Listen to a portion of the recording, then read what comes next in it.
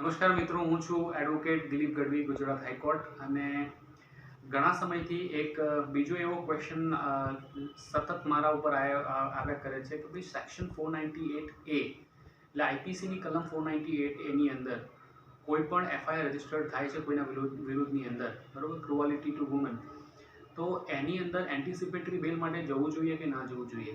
તો આજે આપણે જાણીશું કે 498A છે શું, એની પનિશમેન્ટનું પ્રોવિઝન કેટલું છે, અને બીજું કે એ ટ્રાયેબલ કોના દ્વારા છે. તો 498A એટલે ક્રુઅલિટી વુમન એ ડોમેસ્ટિક વાયોલન્સની અંદર આવે છે. તો એની અંદર જે પનિશમેન્ટની પ્રોવિઝન છે એ 3 વર્ષની છે, રાઈટ, અને which is triable by judicial magistrate of first class.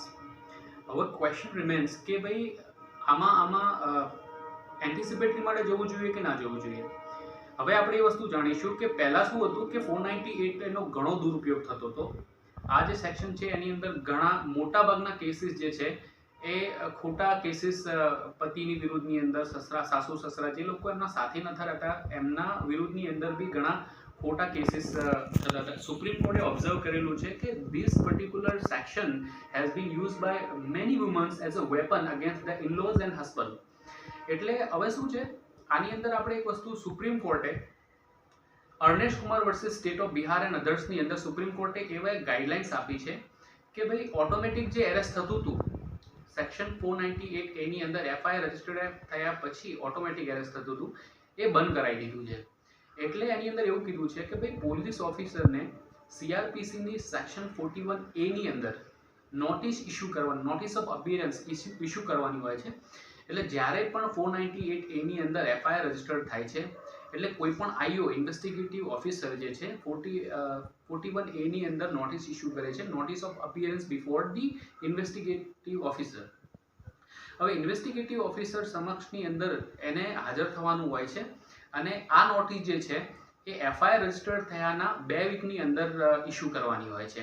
એ જાણ કરવાની હોય છે. જાણ થાય છે કોઈ પણ વ્યક્તિ, જે વ્યક્તિના વિરુદ્ધની અંદર, જેટલા વ્યક્તિઓના વિરુદ્ધની અંદર 498A ની અંદર એફઆઈઆર રજીસ્ટર્ડ થયેલી છે એ લોકોએ અપિયર થવાનું હોય છે અને એના જે પ્રોવિઝન્સ હોય છે એના સમય અને સ્થળ પ્રમાણે એને અપિયર થઈ અને એમને કમ્પ્લાયન્સ કરવાનો હોય છે કે કોઓપરેટ ઇન્વેસ્ટિગેશનની અંદર એમને કોઓપરેટ કરવાનું હોય છે. હવે બને છે એવું, મોટા ભાગે અર્નેશ કુમારના જજમેન્ટ આવ્યા પછી ઘણા મોટા ભાગે જે એરેસ્ટ હતા, બરોબર, ઓટોમેટિક એરેસ્ટ હતા, ડિટેન્શન થતું હતું એ બંધ થઈ ગયું છે. છતાં પણ હજુ એવી વસ્તુ છે કે it is in the hand of investigative officer to arrest a person if they wish two.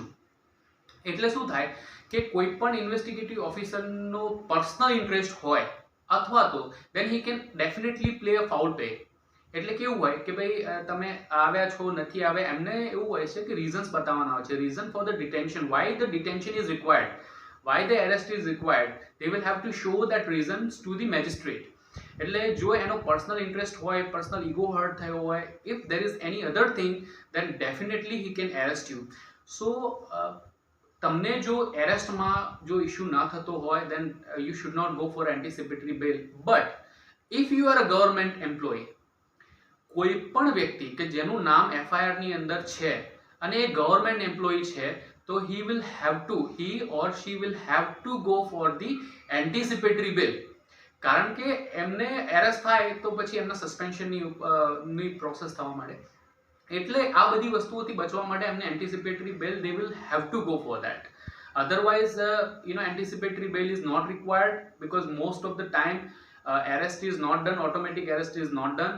અને મેં કીધું એ પ્રમાણે એરેસ્ટ કર્યા પછી બી એમને તમારે ત્યાં મેજિસ્ટ્રેટ સમક્ષ લઈ જઈ અને એમને જે છે રીઝન્સ આપવા પડે છે કે why the arrest is required, કે ભાઈ કોઓપરેટિવ નથી થતા અથવા તો we need a custody of this person for the further investigations, કે એ ઘણા રીઝન્સની અંદર. અને એક વખત જો તમે ગવર્મેન્ટ એમ્પ્લોયી છો, એક વખત તમારે એન્ટિસિપેટરી બેલ મળી ગઈ, then after what you can do is you can directly approach to the Honorable High Court for the quashing of that particular FIR under CRPC 482. અને બીજી એવી રેમેડી છે કે you can also file for the discharge application. So I hope I am clear with this question. કારણ કે ઘણા લોકોનો question હોય છે એન્ટિસિપેટરી કરવી ના કરવી, તો it depends on you. If you wish to go for anticipatory bail, you can definitely go for that.